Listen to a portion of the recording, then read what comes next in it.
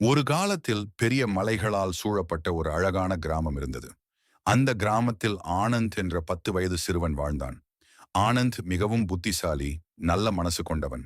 ஆனால் அவன் ஒரு பெரிய குணம் வைத்திருந்தான். யாருக்கு உதவி செய்ய வேண்டுமென்றாலும் ஒருபோதும் மறுக்க மாட்டான். ஆனந்தின் அம்மா எப்போதும் சொல்வார், புதுசா எதையும் கற்றுக்கொள்ளலாம். ஆனா நல்ல மனசு இருந்தாதான் உலகத்திலே பெரியவனா ஆக முடியும். ஆனந்த் இதை மனதில் கொண்டு எப்போதும் நல்லது செய்ய முயல்வான். ஒரு நாள் திடீரென்று கிராமத்தில் கடுமையான வறட்சி ஏற்பட்டது. மழை பெய்யவே இல்லை. வயல்களில் தண்ணீர் இல்லை. பசுக்கள் குடிக்க கூட தண்ணீர் கிடைக்கவில்லை. கிராமத்தில் உள்ள மக்கள் எல்லாம் கவலையாக இருந்தனர். ஆனந்த் இதை பார்த்து மனம் வருந்தினான். என்னால ஏதாவது செய்ய முடியுமா என்று யோசித்தான். கிராமத்துக்கு அருகில் பெரிய மலை ஒன்று இருந்தது. அந்த மலைக்கு அப்பால் மட்டுமே தண்ணீர் கிடைக்கும் ஒரு பழைய ஊற்று இருந்தது. ஆனந்த் அங்கே போக முடிவு செய்தான். ஆனந்த் அம்மா மலைக்கு பின்னாலே தனியா போகிறியா? அது பாதை தெரியாத இடம். என்று கூறினான். ஆனந்த் சிரித்தான். அம்மா, நம்ம கிராமத்தை காப்பத்துக்கு தான் போறேன், எதுவும் ஆவாது என்று கூறினான். அம்மா கவலையுடன் அனுப்பினார். மலையை ஏறுவதில் ஆனந்த் பல சிரமங்களை சந்தித்தான். ஒரு இடத்தில் மண் சரிந்து அவர் கீழே விழுந்தான்.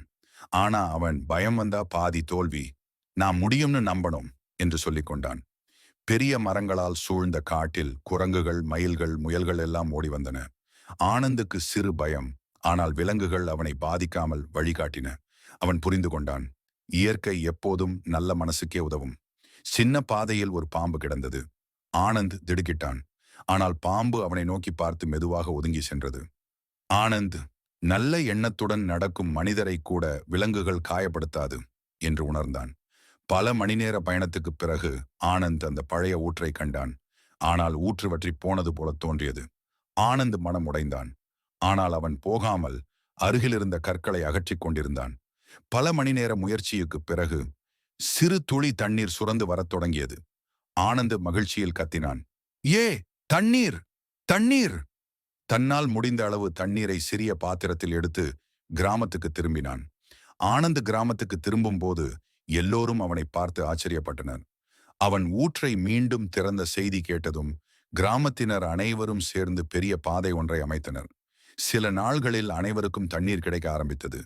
கிராம முதியவர் ஆனந்த் அருகில் வந்து, ஆனந்த், உனக்கு உடல் பலம் பெரியதல்ல, ஆனா மனபலம் உலகத்திலேயே பெரியது.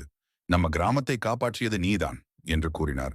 கதையின் நற்பயன்: நல்ல மனசு மற்றும் மன வலிமை இருந்தால் பெரியவர் என்றல்லாமல் சிறிய குழந்தைக்கும் பலம் உண்டு. துணிவு மற்றும் நல்ல எண்ணம் இருந்தால் எதை வேண்டுமானாலும்